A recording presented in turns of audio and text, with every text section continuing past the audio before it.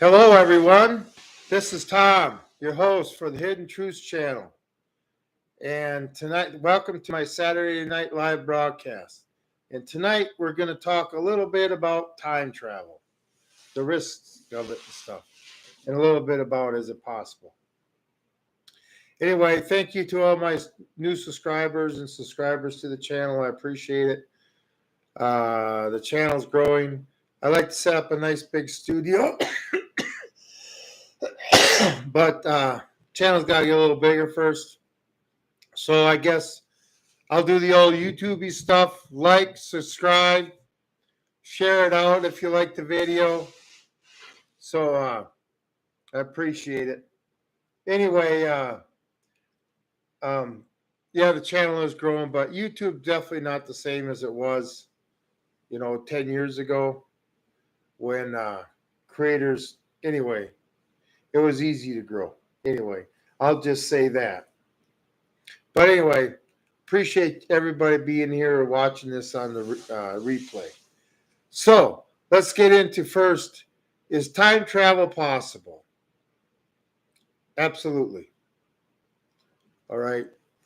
The only thing they got to figure out is how to create and control gravity. Gravity is the only thing that flows through every dimension. It can go right through. Nothing stops it. No barrier stops it. So if you're able to control gravity and produce a real heavy force of gravity, you can open the door to other dimensions and stuff, and time travel. Okay, I know it's possible. Curved space. I mean, just creating a little black hole and stuff. And there's going to be a lot to it to be able to control it for destinations and, your position on the earth, so you don't sit there and come into the future or the past in the middle of a tree or something. You know what I'm saying? Become part of that tree. Anyway, there's a lot to it. But yeah, it's going to be possible. Mankind has, when it comes to advancing technology and making the impossible possible. We weren't supposed to break the sound barrier and stuff like that. You know what I'm saying? And, nuclear fusion used to be the nuclear bomb, just theory and stuff. All it takes is the right money to get behind it, and there won't be a problem. But, it's possible. Okay. Like I say, they got to be able to create gravity and then control it. And they don't understand gravity enough to, be able to create it or control it. They start creating black holes, singularities as they call them, like in these particle colliders and stuff. I remember discussing particle colliders back in the mid-'80s in physics class and stuff. Crazy. That was 40 years ago. They've come a long ways. Those particle accelerators.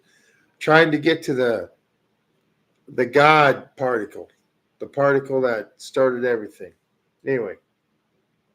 So yes, I do believe time travel is possible. But what are the risks for time travel? Okay, and there's a few of them. And I'm going to start with the biggest risk, and this is why I would call almost time travel, if it does become possible, a very dangerous, either the person doing it or the person or the people to the time they're going back to. Anyway, and that's disease, biosecurity. I mean, especially with all these new diseases that we're being exposed to, at least that we're hearing about. I mean, you can't go even, 2020, you can't even go back 6 years and you'll start the pandemic early. I'll say that loosely. But you know what? You know what I'm saying? Or if somehow you would bring the 1918 strain, revive it. I mean, all this stuff. The Spanish flu of 1918.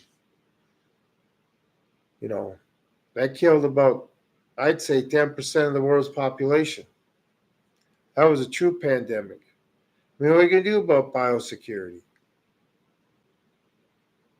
You just can't run around with a rubber suit on, can you? Anyway, that's just,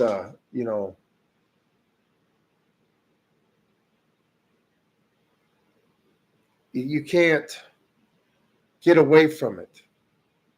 We're a walking petri dish, and the people we meet are a walking petri dish. And it just, I don't know how you get by it. I really don't. So, that's one risk, but I'm sure they'd be willing to take it. And I'll get into timelines and stuff, going back into time here real quick. But what's that? But biosecurity. When we were in the service and we were coming back over the Atlantic, we'd stop and row to Spain to clean the ship from front to back, bow to stern or whatever, and or bow to fantail, and it was clean. And the Department of Agriculture had to come in and inspect it and stuff. I just don't know how you get around it. Okay, that could seriously cause a lot of damage. Okay, to that timeline. And what I'd say when I get onto the timeline, how I'll go into a story. But anyway, not just the John Teeter story. But and then we got all these new diseases that are popping up here because we're not doing proper, or we weren't for a while, of security of people coming up through the border without being checked. I mean, now we got measles and tuberculosis and all this other stuff that's coming up. Anyway, back to time travel. All right. So, yeah, biosecurity is going to be a big problem. Really big problem. How they, what do? You go to an island.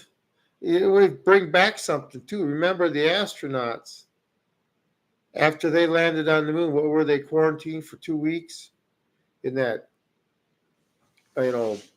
biosecurity camper trailer, whatever they were in? Okay, what are they going to do? Is have the time travel on some island where the people, yeah, what a cool job, but the only catch is you can never go back to society? I don't know, It'll be dangerous both ways. So, you'd sit there, go on a mission, and come back and bring back something that takes out 10% of the population. Well, that wouldn't be too good. But anyway, that's just one. And then you're going to have mental challenges, okay? Now imagine you're going back into time, okay? Obviously, if you were selected for this, and another thing with the selection, if you were to do time travel and they were going to create that type of gravity, you're going to have G-forces on you. That's incredible. So I don't know how they're going to get away from that. But you would have tremendous G-forces on you. I forgot to mention that with the time travel thing. Enough to tear you apart or crush you. Not tear you apart, but crush you. Anyway, it just going to be a lot of problems with it. You got a long ways to go. Like I said, I don't know, hope they don't come up with it anytime soon. Our generation don't need such issues. Okay? But let's talk about the mental challenges now. Okay, you'd obviously be a student of history, so you know history. Okay, could you go back if there was only one timeline?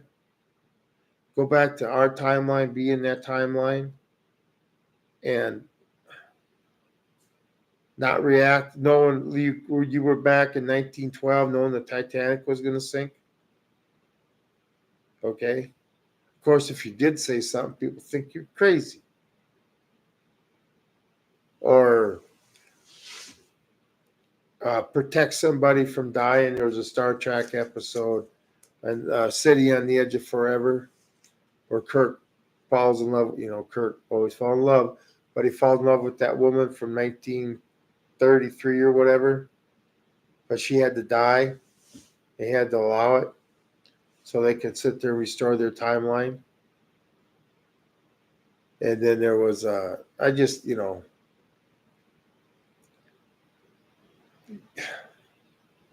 it'd be hard to know something bad's going to happen. You can't, and you can't do nothing about it because you'll screw everything up. Anyway, that would cause.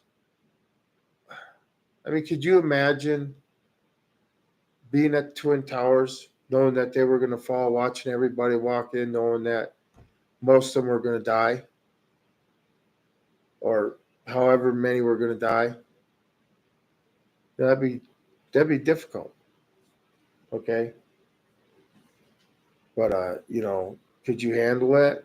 That'd be like I don't know. That'd be stress that I would want to deal with. Prevented from changing something that was terrible without screwing up your own timeline. I don't know. I'll get into the timelines here in a little bit. But and then meeting friends and family and yourself. Meeting yourself would be the hardest, especially if it was a young. Well, obviously it'd be a younger version of you, because if you met an older version of you, he'd be a time traveler too. So imagine seeing a younger version of you that you just want to slap silly and tell them to get their head on the shoulders straight. Boy, wouldn't we all like to go back and do that? So, that would be strange. And then, I don't know, I think your mama would always know who you were. So that they just say that. And then you got the people that would exploit the past, like in Time Cop. So you can control the future, you're going to exploit the past. Corruption will be with everything. So, the mental, it would be hard mentally on people, I do believe. I know I wouldn't want to do it. I have a hard enough time living in the times we live in now. Just to go back in time and see everything being screwed up, and you can't do nothing about it. So it ends up like today, whatever. But anyway, exploiting it for personal gain. Not caring who you hurt, doing a little bit so you don't screw up the timeline. I don't know. But it's terrible to think about what these people could probably do. But anyway, I want to talk about timelines. And where I talk about this, if you ever heard the John Teeter story about the guy who sent, what was that? Was it a fax back then? The Art Bell show in 1998 when he was talking about time travel. And then he showed up on 2000 on the internet as John Teeter and stuff, and saying he was a time traveler from 2036. And he's talking about time. Get into that, but he's talking about timelines. Saying when you went back, you couldn't go forward, or they couldn't go forward past a certain date. I can't remember what it was. But anyway, when you went back and you turned off your machine and you were in that timeline, another timeline was created. That's why you don't have to worry about screwing up the timeline that you came from. But he's also saying you can't get back. Once you start that new timeline, you maybe have a 2%, what do they call that? Starts with a D. I'll think about it. It'll come to me. Difference, and it's the difference between their timeline and the timeline he left from would be about 2% difference. What do they call that? I can't remember. Left my brain. But anyway, that's what he says. Okay, but I have a hard time believing that because, oh my God, you know, and they say, well, in every situation you grew up in your life, there's a timeline where you did that. You know how many timelines there would be then? You know how many doors you would open up if you were able to control gravity? Because we're talking 8 billion people on the planet. That's a lot of timelines being created for each of their lives. Anyway, strange story, um, but I don't know. I don't know about that timeline stuff. I guess if I ever get to the dimension where time don't exist and everything's just kind of happening, you see everything happening at one time or however it is, okay, then I'll know. But until then, everything's just a guess, a hypothesis, my opinion on it, you might say. But John Teeter, if you ever get to look it up, is a pretty interesting story. And the thing is, he sets it up to where everything he says doesn't have to be done exactly on that time because he said that, you know, the timeline he was on, they didn't have, they had Y2K, but they didn't have 9/11. But no, he left before 9/11. He went back to his time of supposedly. But he said that the skyline in New York would be missing two skyscrapers. The skyline in New York would be changed. Anyway, he hinted towards the Twin Towers, and there was another thing he said about when I don't remember what year it was, but it must have been 2000.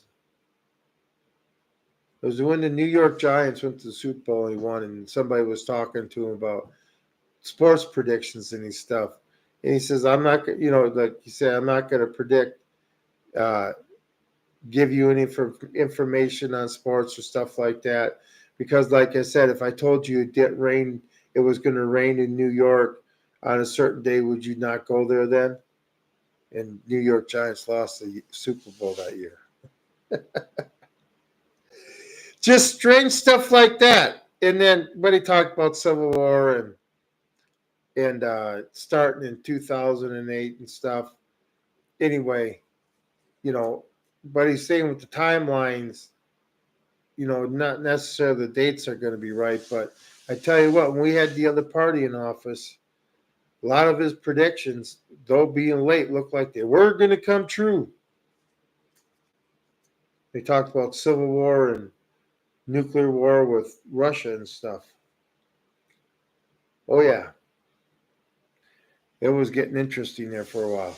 So, anyway, that's a John Teeter story. If you ever get to look it up, um, you know, it's a good story to watch, look at. Anyway, and then another thing affecting timelines, okay? You know, like the butterfly effect. He does something little somewhere, you know, like you flap the butterfly flaps its wings in Beijing, China, and it rains in San Francisco. Okay, the ripple effect that could be caused from that may not be felt for years. But you know, there's just affecting the timeline to go back and be able to not affect the timeline at all. I mean, you couldn't do nothing. And let's not even call affecting the timeline. What happens if you get stopped by the cops? That could prove a little interesting. Oh, I'm sorry, sir, I haven't got no ID. So, anyway, I just, you know, it's a nice thing to dream about, but, you know, practicality wise, I just don't see it happening. They got too many hurdles they got to jump over. Like, say, how do you get around the biosecurity? Anyway, a couple other things in time that I find interesting that I was watching these time slips where people say they slip, usually back into the past, and they're like, I don't know what you call it, observing it, being part of it, you know, or maybe being on a phase with it, but still being able to see it. You know what I'm saying? They call it time slipping, and it's actually pretty interesting. I often wonder. People disappear all the time. How do we know they don't go into time warps? Anyway, I just know we got a lot of people that disappear in the world every year, and as many that do disappear, we should be felt people should be finding dead bodies and skeletons all over the place, all the time, but they don't. So, just curious. Anyway, and then the stopping or the slowing down of time. I always like shows like that, um, like the stopwatch, the Twilight Zone, special kind of stopwatch, and other movies like that. But could you imagine if you could stop time and then run around when people are just they don't are just stopped, everything stopped? That'd be crazy. You get a lot done in one day. But I could turn my 24-hour days and 36-hour days and finally get everything done that I need to get done. And that's what a working man would do with that ability too. Great, but I always thought that was interesting. I, that's That'd be impossible. I mean, it's like stopping Earth on its axis or whatever. Ain't gonna happen. So anyway, that's all I got tonight. I'm trying to do different stuff to try to grow this channel. YouTube's kind of a hard nut to crack now, especially, when you've had one channel canceled already. But, I have a hard time not voicing my opinion. I hope you're all enjoying my shorts, my thoughts of the day. Got to stir you up a bit. Get people thinking. So we don't have what happened at the speech on Tuesday night happen again. Anyway, I don't want to get into a political speech on this enough tonight. So anyway, I guess it's not a very long live stream tonight. That's okay. But I appreciate people that were here and on the replay. And like I say, hit that like and subscribe button. And hope to see you next Saturday night. Everybody have a good night. I'm out.